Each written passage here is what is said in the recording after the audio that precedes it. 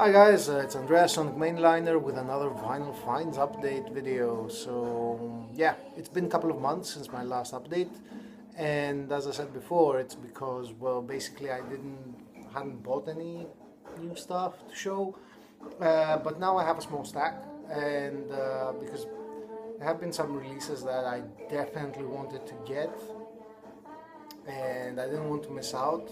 So although I shouldn't technically be buying, I went ahead and did it anyway. So there are some people that can relate to that. So Anthony, if you're watching, I know that you're on a diet to buy a new amplifier. Well, yeah. So I'm on a diet as well, but you need to break it a little bit, break it up a little bit, And if there's good stuff out there, why not? Why not? Why not? So, I guess that as per usual, we'll start off with what's playing in the background. I don't know if you can hear it.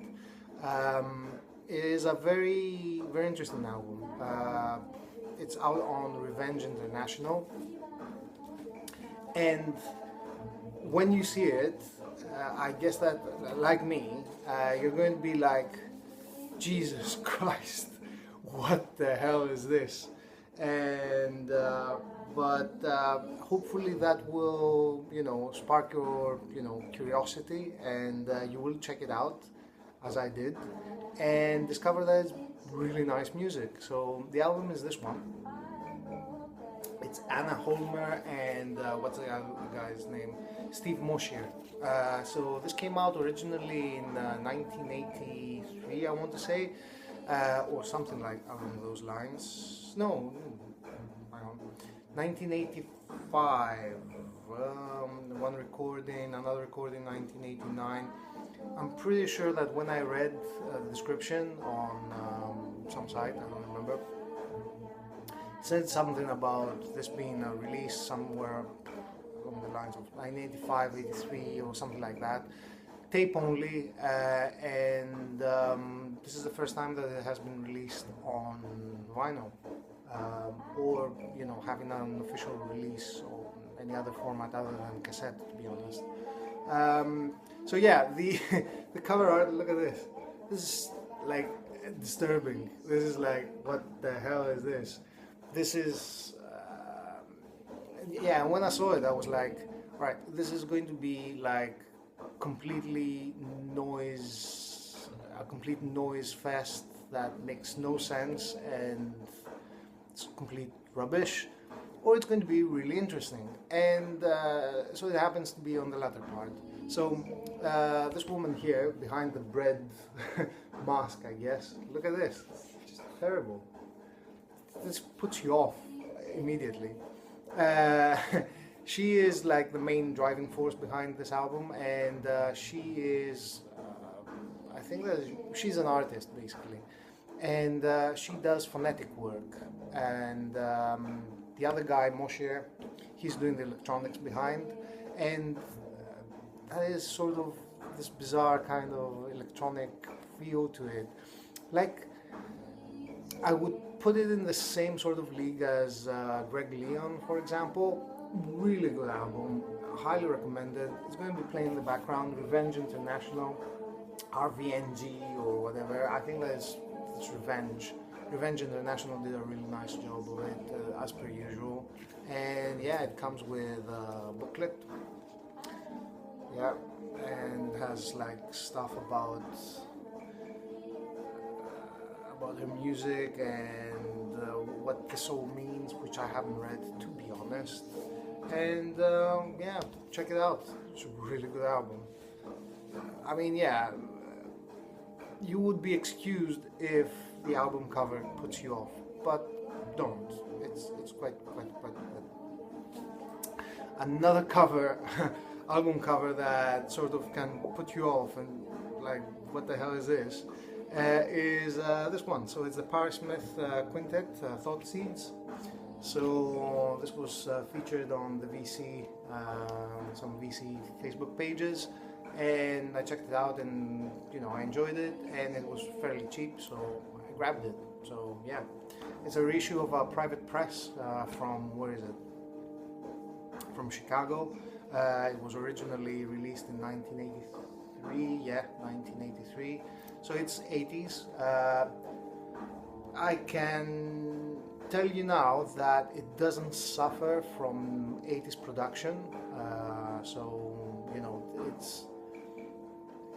it is not so. It's a little bit cleaner than what you would expect from a production from the 70s or 60s, so it's not as organic, and it sounds clean, but yeah, it doesn't have 80s silliness basically. So it feels like a 70s, late 70s album. Also, this is like sort of marketed as a spiritual album. Spiritual jazz album. I would say it's more loungy. It's a lot more loungy, I would say, but really good. So, you know, you want to check it out. I mean, yeah, the cover is what what were they what were they thinking? I mean, this could have been like, you know, a high school heavy metal band cover or some sort. Yeah, I mean, look at the way that they've designed the feet. Look at that. This is just really bad. Yeah, it's. I mean, I don't know what they're on about here. Anyway, it doesn't matter. Very loungy, very nice. So, you know, check it out. Reshus. Yes. Oh, yeah. So I got an Amazon voucher for my birthday from work, and I decided to invest on some vinyl. And this is the album that I decided to buy. I have it on CD back home, but there has been a music on vinyl reissue, and I thought I'd go for it. So this is Hooverphonic. I don't remember if it's the first album or if it's the second album. I want to say this is the first album. This came out in 96. So yeah, 2000s. Yeah, and it's electronic. It's that sort of 90s electronic sound, that trip hop sounding. So yeah, and it's that period in, you know, 90s music that electronic music sounded really sort of concise, if you like. It bridged that gap between indie and, like, you know, dance music, I guess. I don't think that there are any bands these days that sort of do that. Maybe there are, but I don't know. But anyway, they didn't have that kind of impact as, you know, Hooverphonic. The first time I listened to them was to Wiki, the second track, and which at the time I didn't know that it was. Whose cover is it? It's like they take a sample out of Who Made Hot Buttered Soul. Yeah, anyway, yeah, never mind. Anyway, brilliant album, very, very trip hoppy sort of sounding.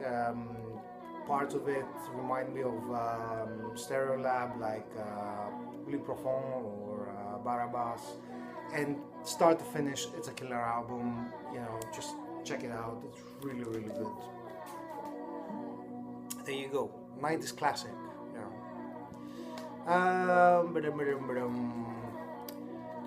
What else? Oh yeah, there are some there are a couple of new releases. Oh yeah, new albums, no reissues. Who would have thunk? So, as per usual, obviously, you know, because we do a mix here. This channel is like about everything. Here's an album from 2015, and probably one of the better ones from the year. Yeah, I sort of missed out on a lot of releases from 2015, but I definitely wanted to get this one, which is Baroness, Chlorine and Wine, or Purple album. Came out like November.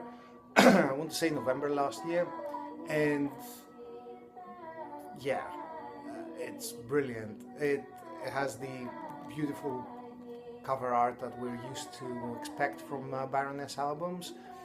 The sound has cleaned up, while at the same time has become even more complex. So there's a lot of things happening here. There's like keyboards and whatnot, and the singer, I cannot remember his name, who's like the main guy behind the band. He sort of channels James Hetfield from Metallica, sort of. Does remind me, the vocals do remind me of Metallica, and this could have been like what Metallica morphed into after, like, you know, the Black Album and whatnot, before they tried to become indie rock or whatever. But yeah, to me it's not a really metal album, it's more like a crossover of some sort. Heavy music, yes. Heavy metal music or metal music in general, no. But it's a really good album. I definitely would give it a listen if you enjoy the heavier side of things. Here's one that I actually bought in Christmas, but I managed to get my hands on from that order, like, you know, a couple of weeks ago, and it's this one. So this is the band whose name is a symbol. Sorry, let me take this out of the thingy. So, and part of the reason why I bought it was because this is on Cardinal Fuzz, and Cardinal Fuzz make really good releases on, you know, psychedelic, modern psychedelic bands. And the second one, for those that may not know, is that the cover art is made by none other than, let me show you, where is it? Oh, come on. It said it here. Oh, there you go. There you go. So the cover art was made by Jeff McClelland, who is our very own VC member from Canada, and extremely talented artist. His work is really inspiring. I really love his album art, and this album art that he's made here, and his art in general. He's very talented. I'm so jealous of you, Jeff. I mean, you know, you are a true artist, in my opinion. And yeah, so these are the guys. This is the album. Band whose name is a symbol. This is their first album, and they sort of remind me of. They're not so much like heavy psychedelic music, like, you know, jams and whatnot, and, you know, drifting out sort of thing. Their sound is a lot more concentrated. They remind me of a band whose album I showed a couple of months ago. Oh, what's her name? So it's more like indie space rock, I would say. So yeah, it's all instrumental. Yeah, I think it's all instrumental, and and it is definitely has this sort of drive to it. It's really nice, really good album. It's not a masterpiece in any, you know. I don't want to rip on it or anything. It's a good album. All right, it's a good album. Just I will leave it at that. You know, if you can find it, you know, get it, because usually, you know, Cardinal Fuzz is like really hard to get. New releases, continuing on. Sub Pop, Heron Oblivion. This came out this year, and this is like country psychedelic music, I guess. I don't know. It's really good. This is one of those ones that I've seen a lot. I checked out on Spotify. I really liked what I heard, and I thought that why the hell not? I'll pick up a copy, and here it is. So yeah, new psychedelic music from sort of sub pop. They don't do that a lot, and I remember that when I was listening to it, I made this connection between like a couple of bands. So this band sounds like this band playing with that band kind of thing, but now I've forgotten about it, and yeah. So, you know, the only information I can give you is like, you know, you can check it out. I think that you will like it. That was very useful. Thank you very much. Yes. Yeah, well, yeah. Crap. What can I say? Probably have seen most of these, or you know. So I need to, like, you know, prove my worth and show that I know stuff you don't know. So yeah. Anyway, so this is an album that I've discovered by, you know, digging into Spotify and just, you know, looking at the recommendations and whatnot, and I found this. This is the JPT Scare Band. This is a compilation of 2 albums. The first album is called Acid Acetate Excursion, and the other one is called Rape of the Titan Sirens. And they came out between 1974 and 1976, and their sound is sort of borders between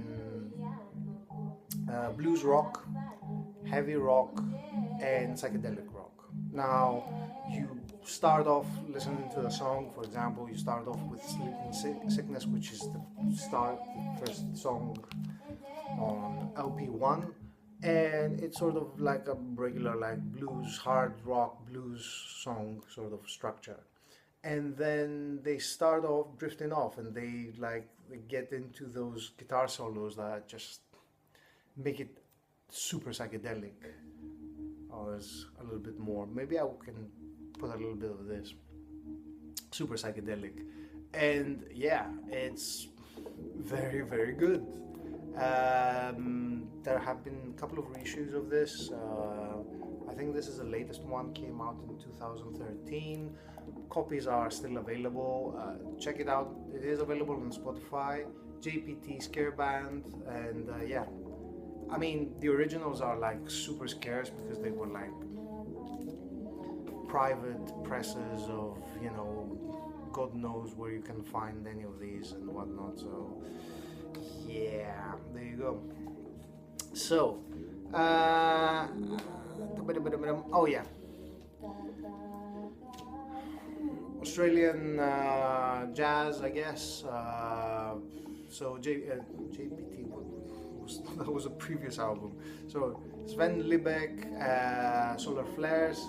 This is, I don't want to say the second album or whatever. Doesn't matter. So yeah, this was released, re-released originally from Votary Records in 2009. Really hard to find these days. Copies for this were going for like more money than you would pay for a reissue, but you know, you can find it. So they re-released it, which is really nice of them. I saw a copy on Discogs for a good price from Votary, and not like, you know, random bootleg or anything. And I bought it, and then I discovered that it has been just reissued. So if you missed out on this one, yeah, it's a good opportunity to get it. Sven Liebeck, Solar Flares, and his orchestra of rhythm, flutes, brass, and moogs. So yeah, sort of gives you an idea about what the music is. Yeah, I initially had bought the one with the shark, which is like a soundtrack to a documentary, TV documentary, but I didn't buy this one for one reason or another. I didn't really like it, to be honest, but it sort of grew on me because I had the MP3s, and I thought, yeah, why the hell not? I'll get the album as well. But now there's you know, fair price for it. Why not? two albums that you know, it's sort of the kinds of albums that you have to get because of historical reasons. So the first one, and both of them are reissues because good luck finding the originals. This is out on Black Truffle. This is AMM Music. Came out in 1967, and this is a historic sort of album from for improvisational British music. It has, I have seen it featured hundreds of times on Wire magazine and whatnot. I've had the files for a long time, and I never thought that I would see an actual vinyl copy. Vinyl copies originals, because it hasn't been reissued on vinyl since the time. Go for crazy money. And there has been a really good reissue on CD, double CD I think, on Megacorp recommended records, which has extended versions of the album tracks. Now this is like improvisational music, so if you're looking for structure or pop rhythms or whatever, forget about it. But and it's not the kind of album that you would put on like Sunday afternoon lounging session or whatever and say, well, I'll put on some AMM music. No. But it is an absolute classic and one of those albums that you sort of have to get. Same goes with this one, which is impossible to find an original of, and it was reissued by Aguirre Records. So yeah, this is Lamonte Young's and Mariah Zazila from Theater of Eternal Music, Dream House 78 seconds, 78 minutes, 17 seconds. It's one of those classic albums of experimental minimal music from the 70s, and again it's the same kind of thing. It's so esoteric and deep sort of experimental music that it's not the kind of thing that you would put on for your barbecue let's say. Oops. And the side has finished, which means I can put on some JPT Scare Band, as I said before. So yeah. One thing that I've noticed is that people, so this is the opening, right? A lot of people put the records like this so that they can get the record out. I used to do it when I was really young, but I discovered that it's a really easy way, so that, you can slide the record back in.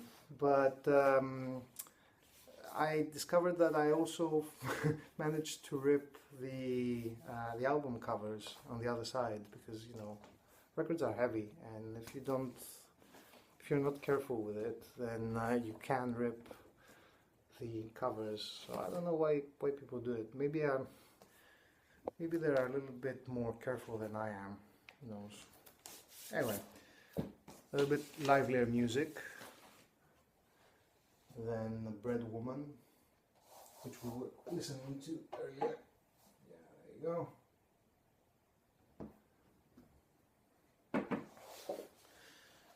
So yeah, two more records. So Exuma came out in 1970. This is a bizarre album. A lot of people say that they swear by this. This is an amazing album. I am sort of on the fence. I really dig what this is happening. Exuma is the main guy, the Obia man, and he is one of the most powerful sort of singers that I can think of. The music is bluesy, sort of.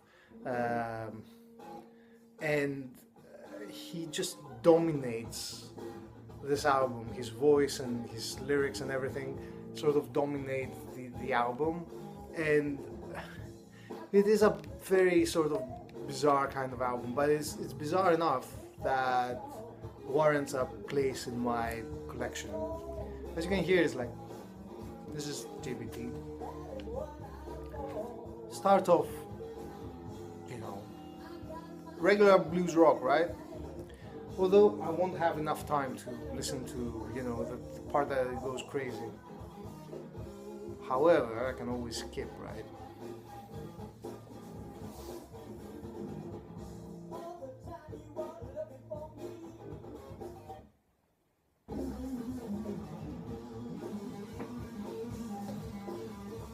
And that's skipping.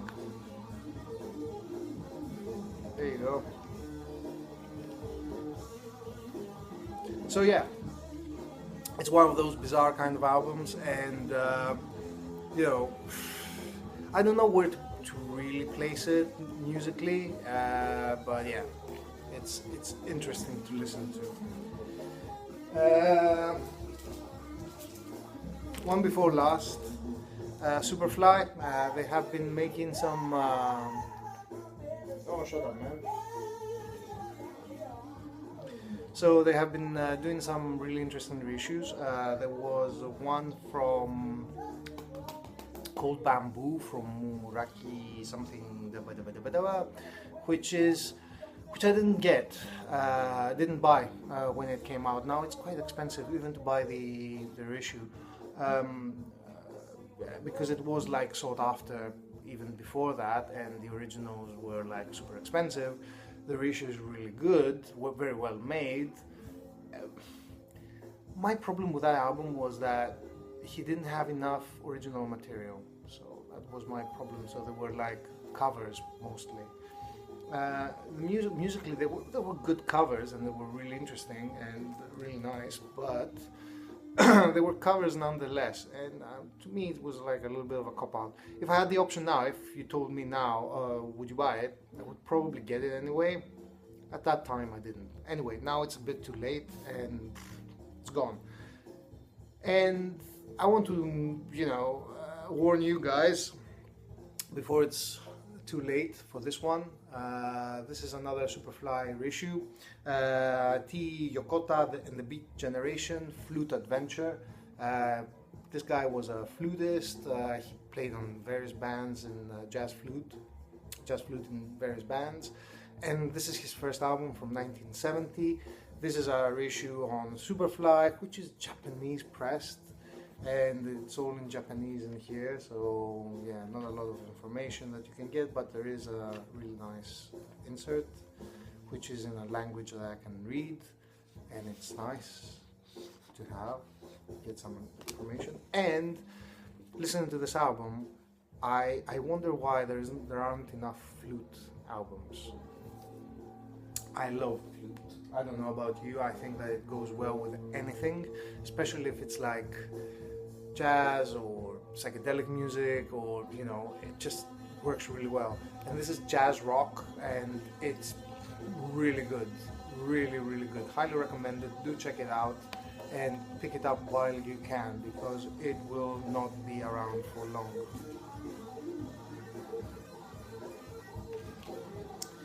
And finally, Chris Alvear made me do it.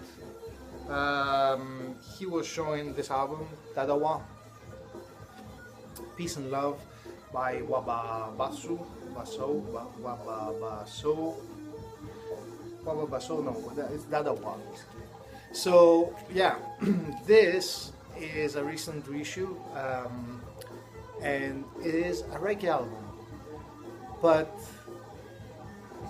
is way cool album. It's way cool. This is like, out of all these albums that I've shown, that I recently bought, I would say that this is the album that I enjoyed the most, and it was like, whoa, I really dig this. Maybe it was like, you know, the time that I put the needle on the record or whatever, but yeah, this was the one that I enjoyed the most. And yeah, I really like all these for different reasons. Obviously, you know, there are some of these albums will be, you know, better suited for some people, and some albums I also bought because of historical reasons. Not necessarily that, you know, I would listen to them all the time or anything, but I'm a collector. I need to have some things in my collection. So, you know, some things are not, and the collection is not something that you buy to actually definitely use necessarily, but sort of to have. This is an album that I'm glad that I have to have, and I'm definitely going to be using a lot of. I really like this, and if you're in the UK, it's like really cheap. In the US, it might be a little bit more expensive. Here, it's like £10 or something. In the US, it might be like $20 or whatever. But excellent, excellent album. Highly recommended. Yeah, Dadawa, Peace and Love came out in 1970, whatever. Not a lot of information about this, sorry, but excellent album. Yeah, and that's it. So that's my vinyl update. It will be a while since, you know, until the next one. So in the meantime, do leave your comments. Like the video if you liked it, dislike it if you disliked it. Subscribe if you want to see my updates, future updates. Might be doing some now spinning, you know, videos, who knows. And I don't know, see you around. Yeah, take care.